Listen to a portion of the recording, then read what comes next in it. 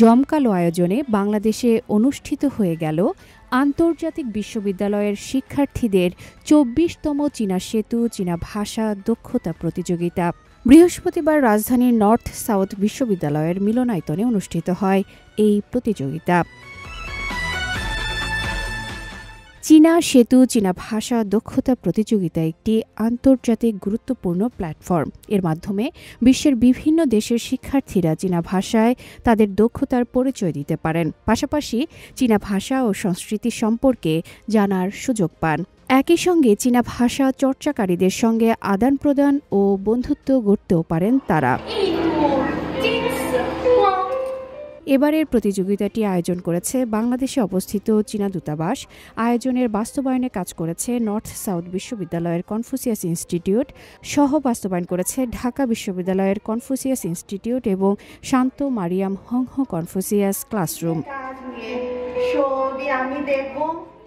এবারের অনুষ্ঠানে উপস্থিত ছিলেন চীনা দূতাবাসের কালচারাল কাউন্সিলর লি শাওফেং, নর্থ সাউথ বিশ্ববিদ্যালয়ের vice chancellor professor Abdul Hannan Chowdhury, China media group এবং সিনহুয়া নিউজের ঢাকা ব্যুরো চিফ, ঢাকা বিশ্ববিদ্যালয় নর্থ সাউথ ইউনিভার্সিটি এবং শান্ত মারিয়াম ইউনিভার্সিটি অব ক্রিয়েটিভ টেকনোলজির বাংলাদেশি ও চীনা শিক্ষক প্রতিনিধিরা।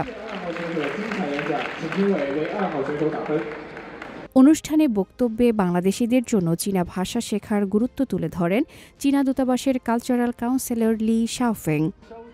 চীনা ভাষা শেখা শুধু একটি ভাষা শেখাই নয়, চীন ও বাংলাদেশের পারস্পরিক যোগাযোগের যে একটি ঢেউ দেখা দিয়েছে তার একটি গুরুত্বপূর্ণ অংশ। আজকের চীনা ভাষার দক্ষতায় আমি মুগ্ধ। তরুণরা চীনা ভাষা শেখার মাধ্যমে চীনকে আরও বেশি করে জানার দরজা খুলছে।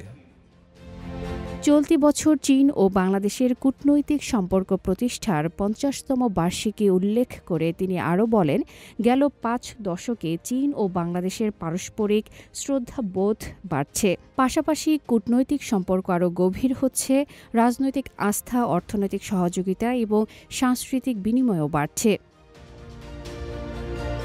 অনুষ্ঠানে স্বাগত বক্তব্যে নর্থ সাউথ বিশ্ববিদ্যালয়ের কনফুসিয়াস ইনস্টিটিউটের বাংলাদেশি পরিচালক ডক্টর বুলবুল সিদ্দিকী বলেন, চাইনিজ ব্রিজ প্রতিযোগিতা চীন ও বাংলাদেশের সম্পর্ককে আরও গভীর করবে।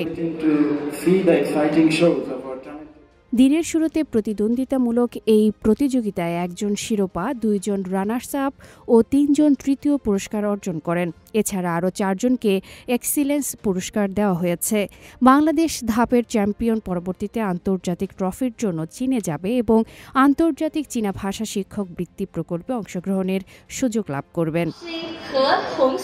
প্রতিবছর চীনের শিক্ষা মন্ত্রণালয়ের চীনা ও বিদেশি ভাষা বিনিময় সহযোগিতা কেন্দ্র আয়োজন করে এই প্রতিযোগিতার।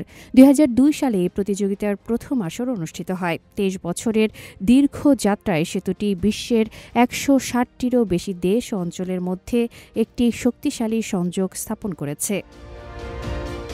আফরিন মিম, CMG বাংলা।